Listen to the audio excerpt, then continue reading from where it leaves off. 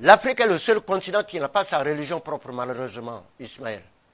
Les religions révélées là, avant qu'elles viennent là, l'Afrique vivait comment? L'Afrique noire vivait comment?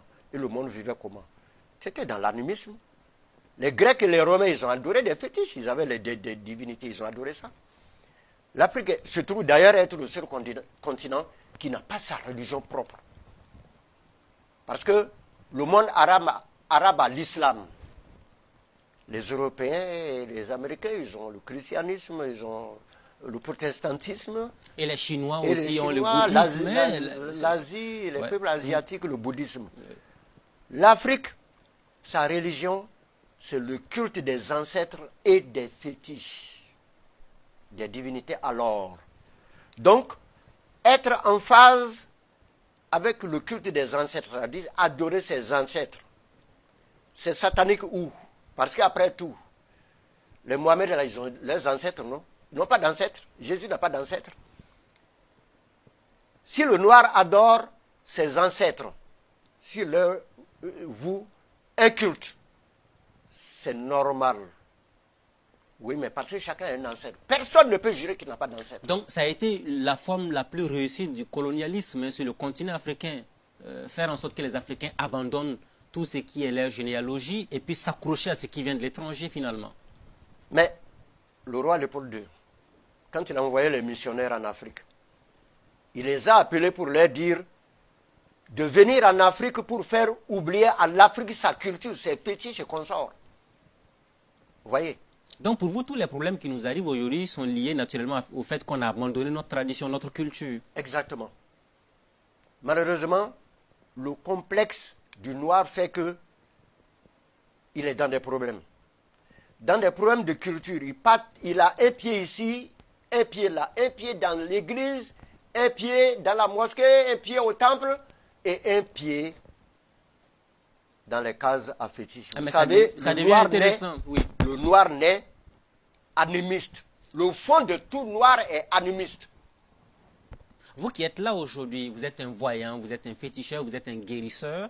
Est-ce qu'il arrive souvent que vous voyez des gens qui sont dans les mosquées, dans les églises, qui viennent vous voir nuitamment pour demander que vous les accompagniez? Bien sûr. Bien sûr. Est-ce qu'à l'église ou à la mosquée, on a les médicaments contre la sorcellerie? Hein? On a des médicaments pour combattre la sorcellerie. Les sorciers entrent à l'église là-bas, mais ne sont pas partis pour prier. C'est pour attraper les âmes et aller les tuer. Mais je ne vois pas les sorciers entrer dans nos cases à fétiches. Vous voyez? Donc, les religions révélées ont tout fait pour nous acculturer. Et moi, je dis, regarde par exemple la chefferie traditionnelle. Nos chefs traditionnels là, ce ne sont pas les vrais défenseurs de notre culture.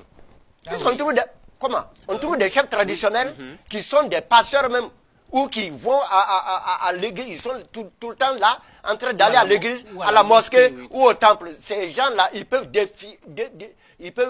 défendre la culture africaine comment? Donc pour puisque ce sont des religions, les religions révélées là, qui ont tendance à dire que ce qu'on fait autrement que ce qu'elles font là, c'est du satanisme.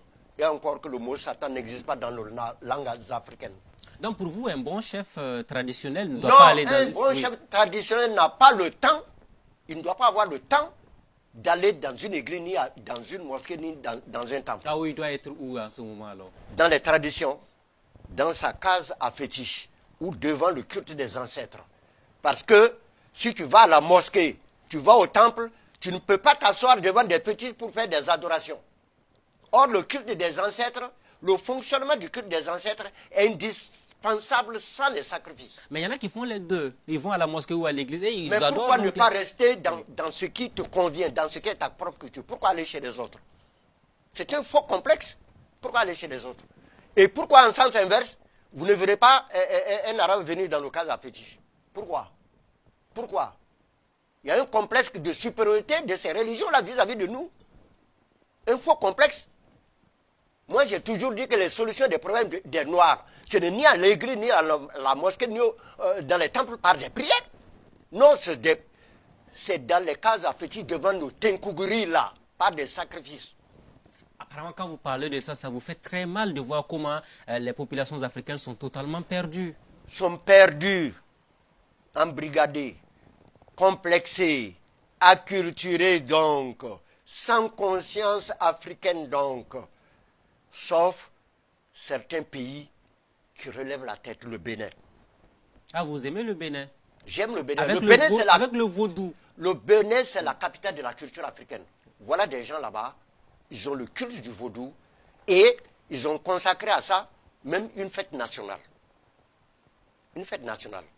Le 10 janvier, c'est la fête du vaudou au Bénin. Au Burkina Faso, Moi, on a j'ai commencé... déjà été là-bas. Oui. Ah, mais au Burkina, on a commencé à tenir compte des religions traditionnelles maintenant. Mais trop en retard. Nous sommes trop en retard. Mais on a commencé quand même à tenir compte de ça dans les institutions. Mais depuis longtemps, on aurait dû le faire. Vous savez, le mal de l'Afrique même, c'est d'avoir des dirigeants qui sont dans ces religions révélées là. C'est ce qui a prévalu jusqu'à présent. Et c'est ce qui nous met en retard par rapport à l'épanouissement de la culture africaine. Quand vous avez des présidents qui sont des Joseph et puis des Mohamed et puis des choses, vous voulez comment? Vous voulez qu'ils développent la culture africaine comment? Le jour qu'il y aura des présidents africains comme moi dans le culte des ancêtres, vous verrez que la chose africaine, culturelle va changer. Ça va changer. Certains États aujourd'hui qui se disent laïcs ne sont que laïcs que de par la constitution de non. Oui. Ce sont des États qui fonctionnent comme des États arabes sur tous les points. Et regardez autour de nous. Regardez autour de nous. Moi, je le dis. Quand l'ancien président du Nigeria, Jonathan, a été au Mali pour le problème de Ibeka là. Le coup d'État, oui. Mais voyez, mais il a consulté les cheikhs de la religion musulmane.